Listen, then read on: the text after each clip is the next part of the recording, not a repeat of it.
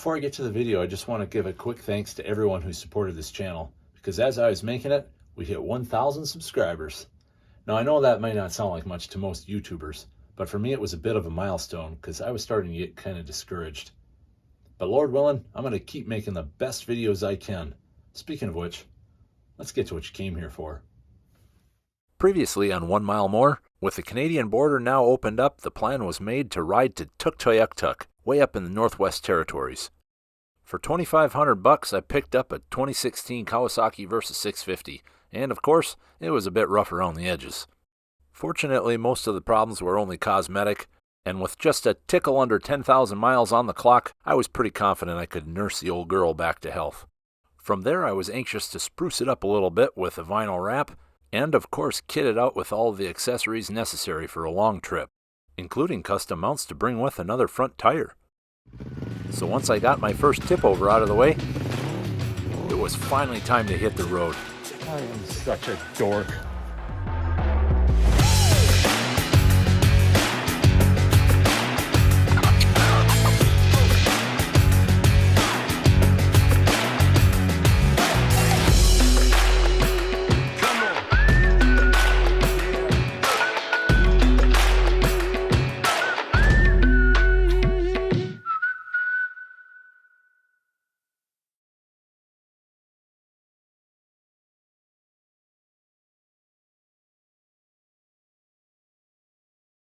After being delayed several days, I was so ready to just get on the bike and go west.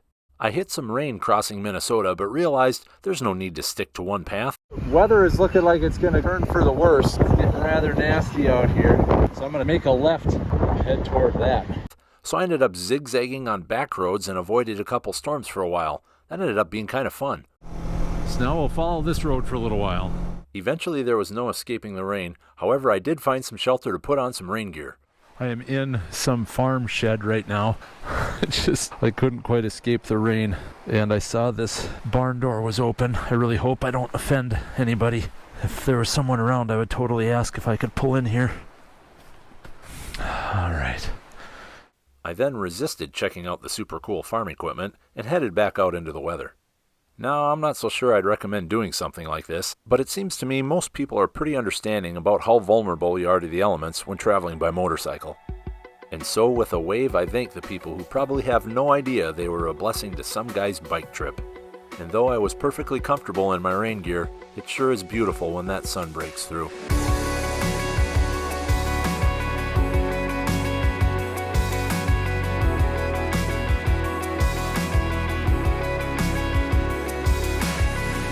I then blasted across the states that are a little less than exciting, camping wherever I could. It's not the fanciest campground, got our bathrooms and showers right there, and staying in the cheapest hotels when I couldn't. Perfect.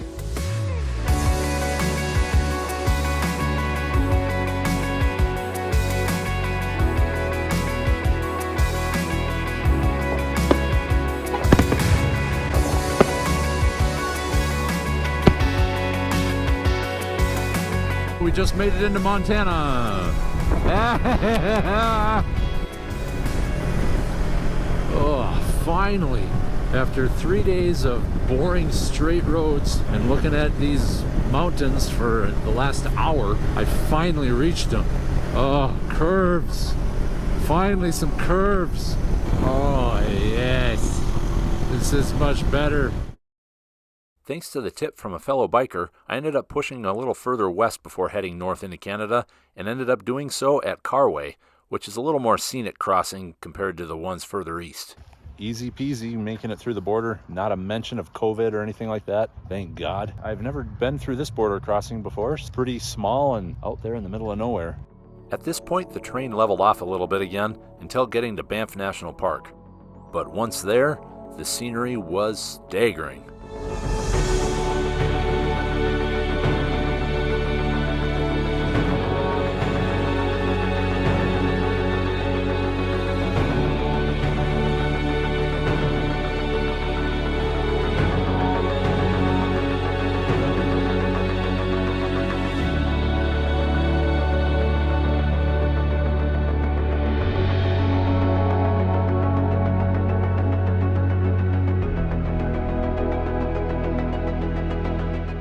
Now the downside to a beautiful place like this is all the tourism, and unfortunately by the time I made it to Lake Louise, I had had enough.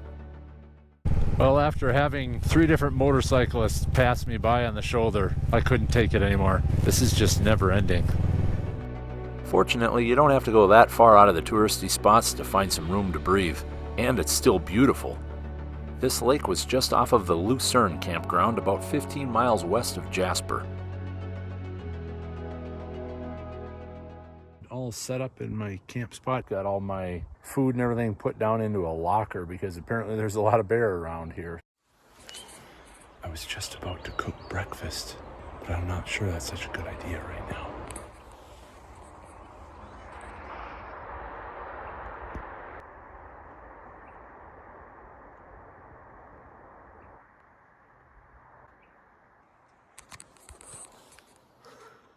And so I figured now would be a good time to wash up a little bit and give that bear a little time to leave.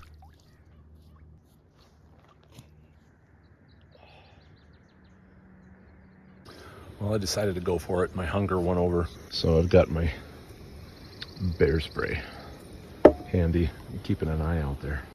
As I proceeded north, I ran into the ever-present road construction. However, I was surprised to find the construction workers actually seemed to cater to motorcycles. Got the pilot truck right in front of me. I thought it was really nice. The flag man waved me to the front of the lineup, which was a handful of cars. That's a handful of cars not making dust in front of me. Seems like up here they're always fighting fires as well. And sure enough, a little while later, I went right past some.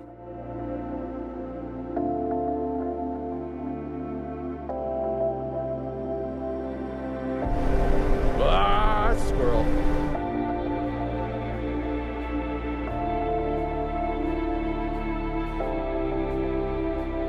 At this point, I was riding up a great little 2-lane road called the Cassier Highway. And that night, I found a beautiful little camp spot on Dease Lake.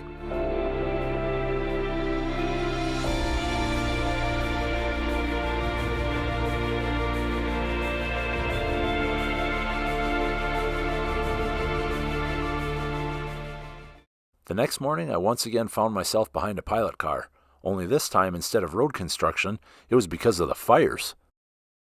Before long, I found myself on the Alaskan Highway, making my way to the town of Whitehorse. Now, on trips like this, you're bound to have your ups and downs. Well, I was about to face a low spot. Well, unfortunately, I just had my jacket stolen off of my bike, but fortunately, I did not have my wallet in it. Just flagging the police over here now. Well, I've got my camp spot all set up here in Whitehorse. Now I have to admit I was pretty gutted by this loss. I felt so helpless and a bit angry that somebody would take something another person obviously needed. But I suppose this is one of those moments where your faith gets stretched and you need to trust that the Lord will provide. And I was thankful they didn't steal my helmet with the GoPro attached to it that was sitting on the mirror right next to my jacket. And it just so happens this was the perfect place for a situation like this, as there was a store in town that had the exact replacement jacket I was looking for. Well, I got my new duds. Check it out. Yeah, that's not bad. I was really surprised. Yukon Yamaha in Whitehorse. Highly recommend them. Hallelujah. I feel so much better now. It's difficult to express the relief I felt in this moment and the gratitude for just how well the Lord takes care of me. So I'm north of Whitehorse right now, on my way up to Dawson City. Check out this setup. These guys are serious, and look where they're from. That explains a lot. Hello. Hello, or should I say good day? Yeah, good day. Rob? And soup. Okay. These are great Australians met on the trail here. They've got some great fabrication. Just a pleasure to meet them. This is Russell here. I'll be the first to admit that I tend to be pretty introverted and usually keep to myself, but meeting people like this is one of the pleasant surprises of traveling. Back on the road, it didn't take long before running into more pilot cars and road construction. And then there was even more serious road construction. Now keep in mind, this is the main highway headed this way. Let's just say the local RV shops had plenty of business. But before long, I finally found myself riding into Dawson City. Now this town is of particular importance to me because it's considered the starting point of that 560-mile gravel road called the Dempster Highway, even though it's like 25 miles away from here. Dawson City was founded in 1897 and was the center of the Klondike Gold Rush, so there's a lot of really interesting history here. And they're continuing to restore these old historical buildings. Welcome to my home here in Dawson City for the night. Yes, I have a rather large tent, and yes, the bike does fit in it. It's a bit of a hassle to set up and take down, but over the years, I found it to be totally worth it. Especially when the next day is going to be continual rain. It's actually sprinkling a little bit, and it's supposed to be even rainier tomorrow. So I decided to just kind of putz on the bike and stuff today, and tomorrow I think will just be basically a complete day off. Going up this Dempster Highway, I wanted to film a lot. Can't do that with my drone and all that stuff if it's raining. Plus the road gets a lot more sketchy. When I go back on, it'll be all the better. And so I got to work on the bike, making sure it was good and ready for that next push, which included swapping out that front tire that I've hauled all this way.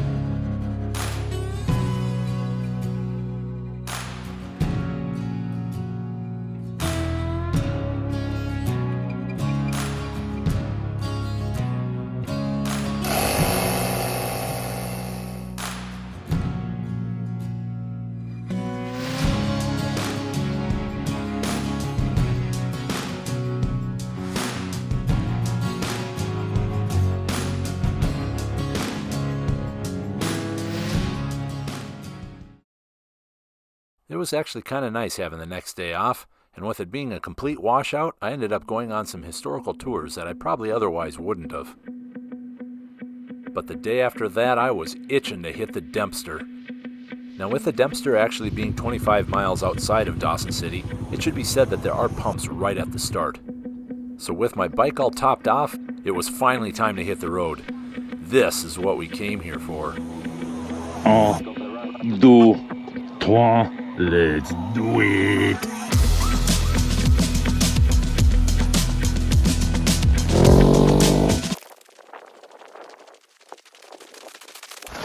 Sorry, Canada.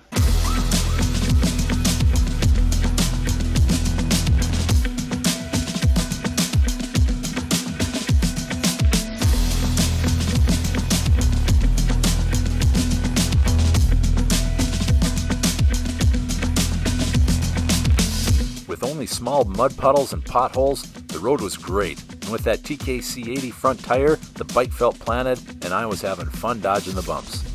Now this first stretch is the longest between gas stations at around 250 miles, so I kept my speed down to around 55 miles an hour to extend my range.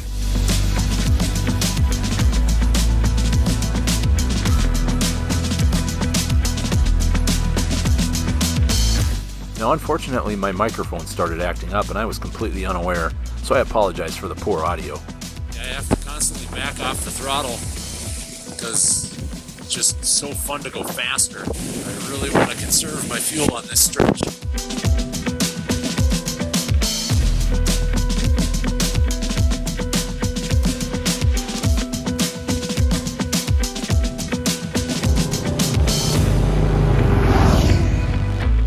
For my lunch break, I stopped at a little turnoff and also took in some of the scenery at beautiful Tombstone Park.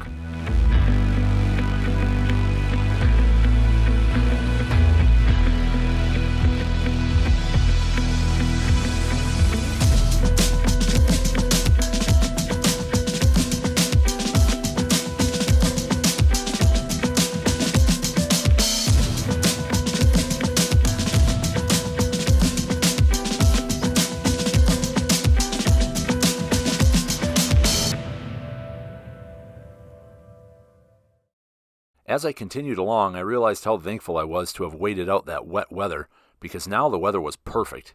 And as I settled into a groove, I was taken back by the incredible variety of this beautiful place.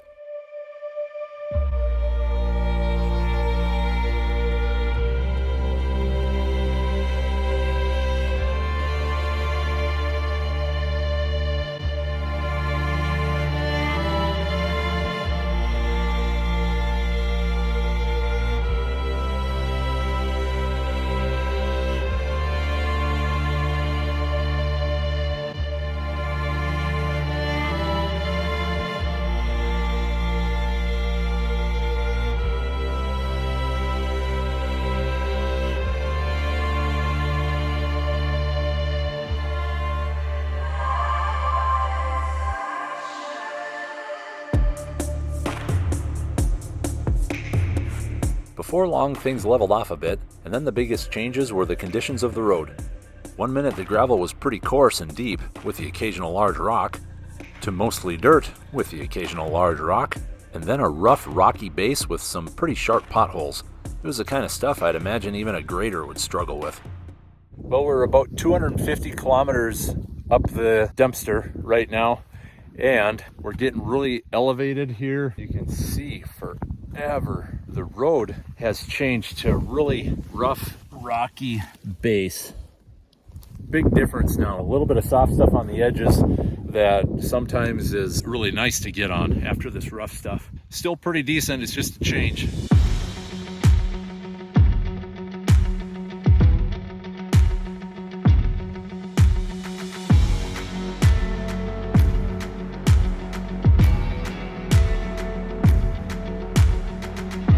I would hate to drive my car or my truck on this kind of stuff. It is just really rough right down the middle here. I try to go over here in a little bit of mud, which is a lot better.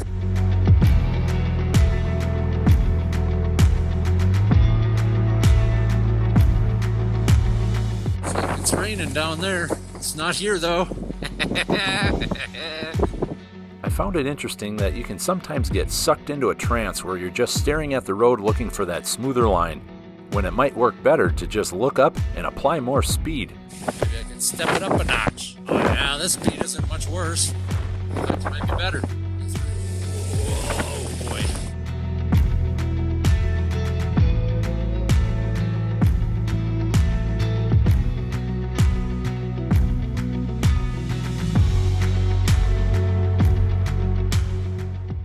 Well, here we are at Eagle Plains. Well, that wasn't so bad. Well, there you go. One of my bigger concerns of making it the longest distance between gas stations was pretty much a non-issue. Wouldn't you know it, I never even needed that extra gas I put all that work into bringing with. But it was comforting knowing I had it just in case, and keep in mind you never know when someone else might need it. Sure felt good having the gas tank topped off again though. Eagle Plains also has a pretty nice hotel, restaurant, and campground. But there was still plenty of daylight left, especially up here, and I was still ready to make more progress. I was told it was about 2.5 hours to the next gas at Fort McPherson. I figured I'd find a camp spot there as well.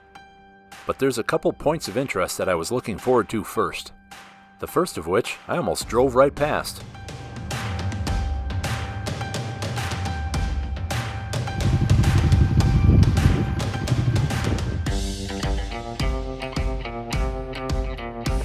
Right, Arctic Circle, check. The next point of interest was just around 50 kilometers up the road.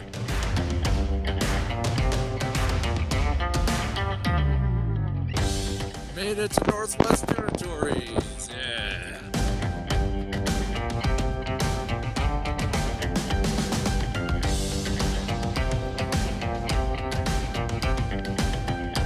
It was here that I met Sergio, a great guy that originally came from Italy. He's now traveled most of the world by motorcycle.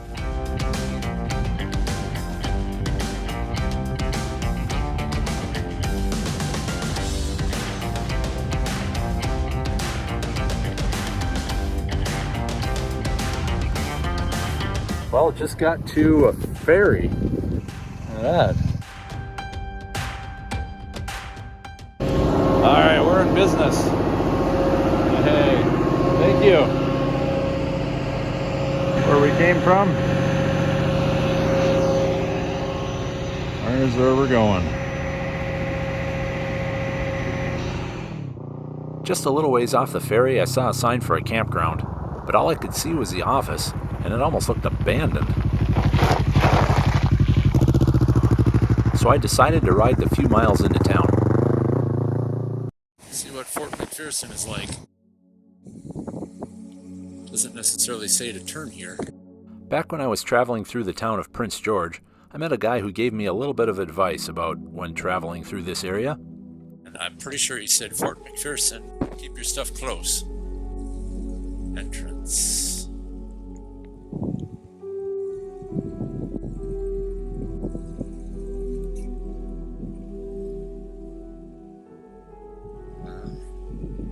Look kind of like they've been used.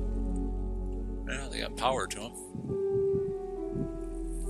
Well, since the front doors of this gas station are chained up quite heavily, it's not open. So I'm just trying to figure out where to camp and where there's gas. Here's a kind of a gas station, but there's a big old bar in front of the door. A little bit of an adventure here to try to figure out where I'm staying tonight. All right. Just talked to a nice old lady walking down the street. She said this is the gas station. It's just closed a little early. And the campground we stopped at was the campground, which is also closed. So we'll swing in there, see what we find. Well, found a camp spot just south of Fort McPherson. The campground itself, I guess, is pretty mediocre, but the bathrooms, I got to show you those in the morning. They are really impressive. I was not expecting them to be that nice. Got a nice shower, and the spot here was, I believe it was $15.75 Canadian. So it is 10:30 at night right now and very light out. And as you can imagine, that can kind of make it tricky to sleep sometimes. And so a person automatically thinks of those blindfold things that you can strap on your head. Well, I don't have one. And so I got to thinking, gosh, what do I have that I can cover up my eyes? So I've got the stuff sack for my sleeping bag. And so I just laid this over my eyes like that. But as soon as you roll over, it falls off. So check this out. It is perfect. I tell you what, it works too. This really helps to help a person fall asleep when you're up in the north.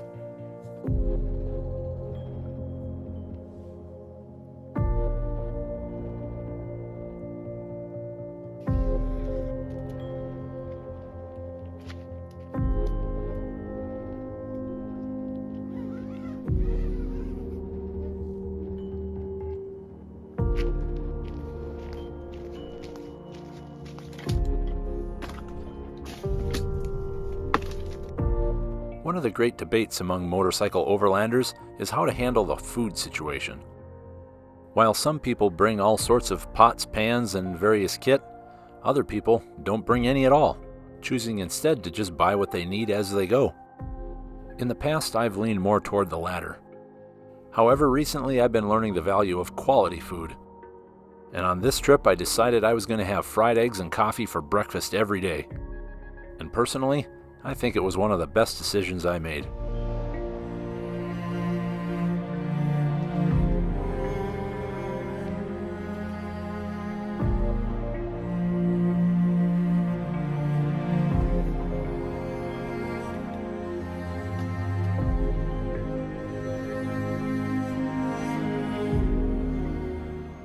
With my physical and spiritual maintenance now taken care of, it was time to give the bike some attention.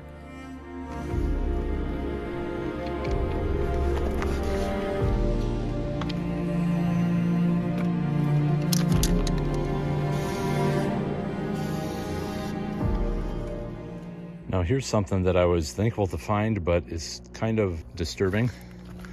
Look at this bolt.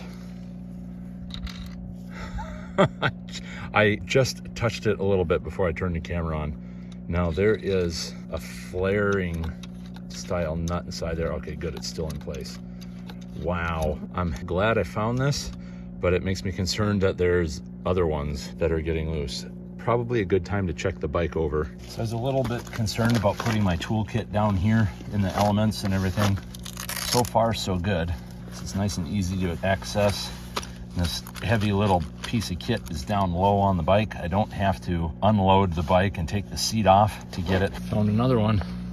I thought I put Loctite on these. Apparently I didn't. And that would be pretty crucial. I mean, there's a lot of weight on my panniers and everything. So if that were to go, that would stress out everything else. Wow, it's a good find. This campground I was expecting to be primitive, but you got to see the shower house. So you can see it looks almost abandoned, I would say.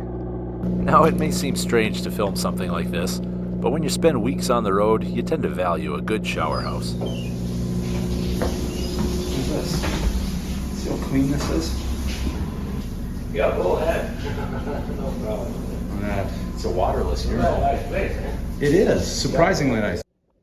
Well, there you go. If you're coming this way, I recommend staying at the Natayanlai Territorial Park Campground. Now that the curious-looking gas station was open, I could fill up the tank and hit the road. Speaking of which, the roads in this area were surprisingly good, and after asking a local what they were like heading up to Tuk, he said they get even better. They were even watered down in places to keep the dust down. Thank you, sir. All right, let's crank out some miles.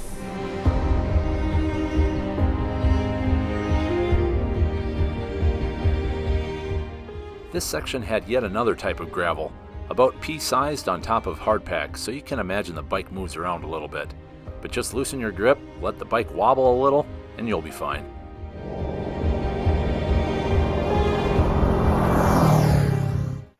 Before long, the shield on my helmet was getting so dusty I had to do something about it. So when I noticed this pretty little lake, I figured I'd stop off and borrow some water. That way I could save the stuff I packed for drinking. And as I was wiping off my shield, I became serenaded by some local wildlife. And actually, it sounded just like home.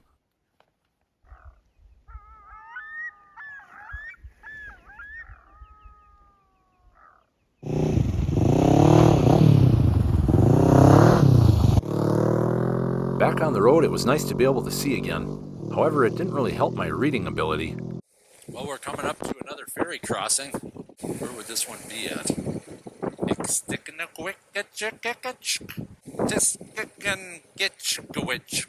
think that's this town.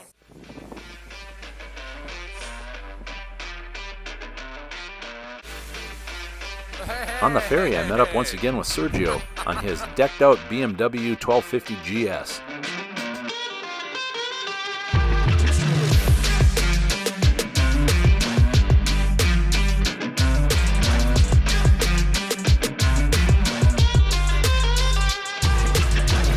The guys running the ferry did so with the precision of a surgeon, and soon Sergio and I were blasting along to what up until 2017 was the end of the road, the town of Inuvik. Now, one of the challenges of riding with another person is you're either eating their dust, or you're right up next to them, which can be pretty sketchy, or in between the two, you're getting shot at with rocks. Ouch! Oh, I can't hardly even see Sergio. The old air filter's going to need a cleaning when I get home, I tell you what.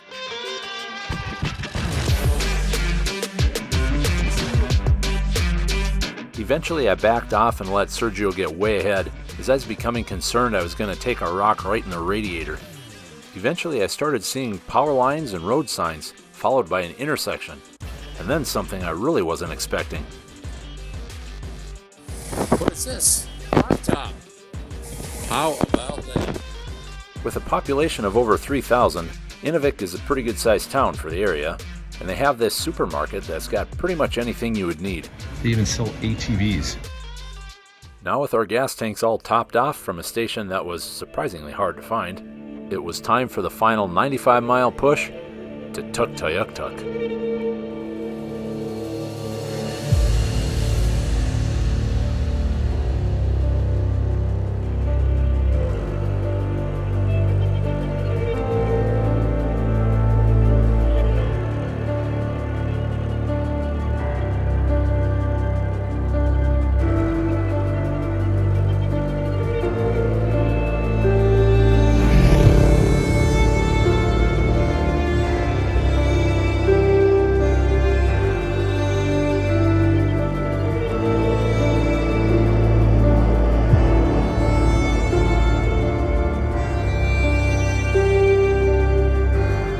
As I got closer to Tuk, I started seeing signs of civilization, like these snowmobiles that are parked in the middle of nowhere.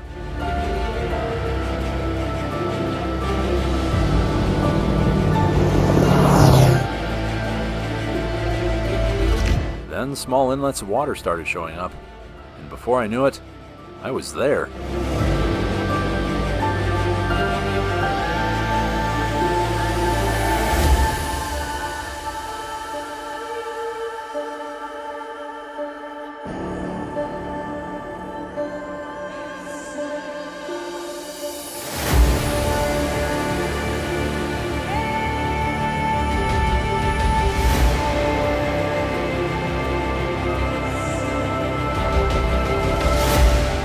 Yes, the old girl made it.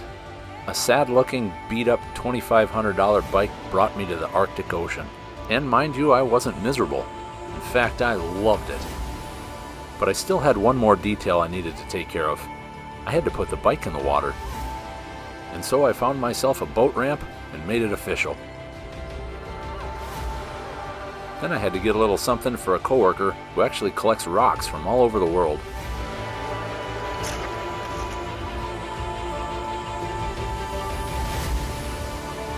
At this point, I was actually just going to turn around and start heading back south, but then got to thinking, how many opportunities do you get to camp by the Arctic Ocean?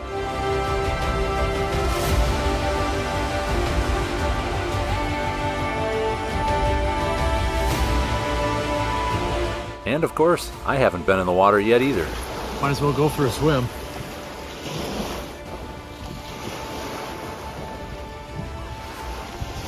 Actually, not as bad as I thought it was going to be. The next morning, it was time to start heading back. And of course, it was more relaxing since obviously there weren't as many unknowns. Like most trips, the return seemed to go much quicker. I made my way through Inuvik and then on to Fort McPherson for some gas. One of the great compromises of a trip like this is whether to live through the lens of the camera or to just shut it off and live in the moment.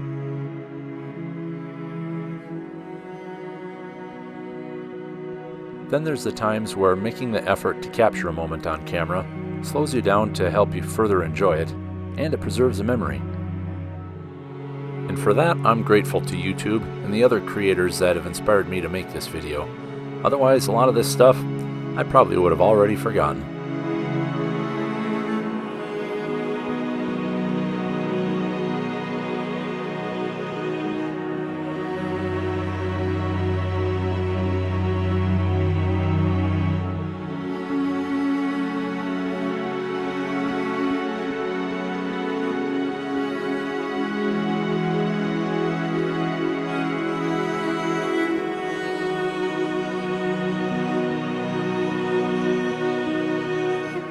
After riding out of this mountain range, I was blasted with a side wind that at times was really quite brutal. The wind kept blowing for quite a while, and about the time I was thinking that things are getting pretty tough, I came across these guys. Nothing like a little perspective. I tell you what, bicyclists are on another level. The trees helped break up the wind, but when you came out of them, man, I'm glad my helmet was strapped on.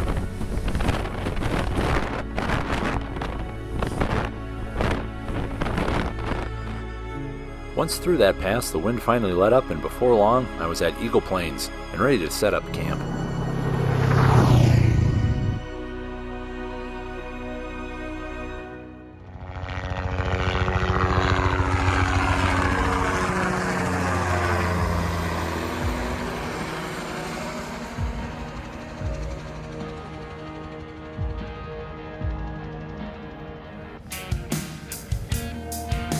After my final night of camping on the Dempster, it was time to head back to Dawson City.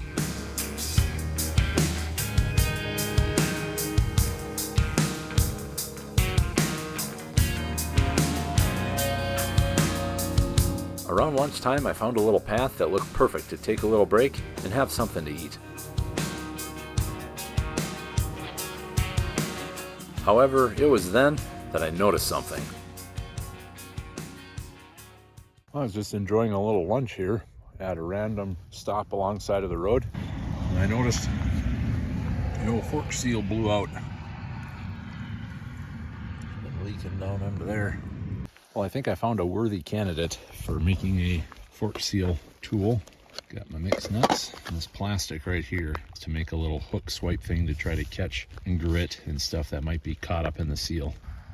Like this. Now we just want to make a little bit of a hook. Jump into there.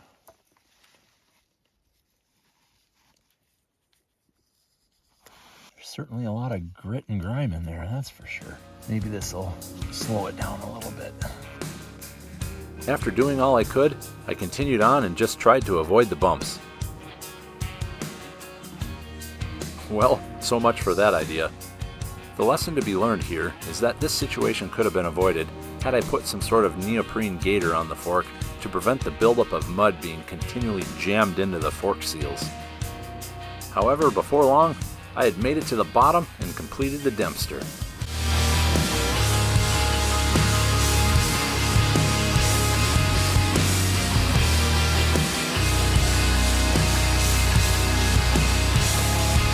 Then headed back into Dawson City to once again set up camp and see if I could clean out those fork seals a little better.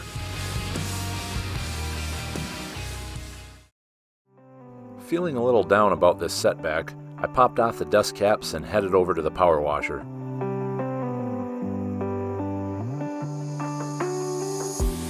Cleaning out the seals did slow down the leak, but it wasn't completely fixed, and my front brakes were already contaminated with fork oil. Now they still worked, but not very well. I also sacrificed a pair of socks to try to keep any more oil off the brakes. And I ended up changing my plans. Instead of riding into Alaska and down to Oregon to visit family, I decided it's best that I just head straight home. But there was still plenty of amazing scenery riding down the Alaskan highway. So if you're looking for one of those epic adventures that's really not as difficult as it sounds, then maybe it's your turn to go to Tuktoyaktuk.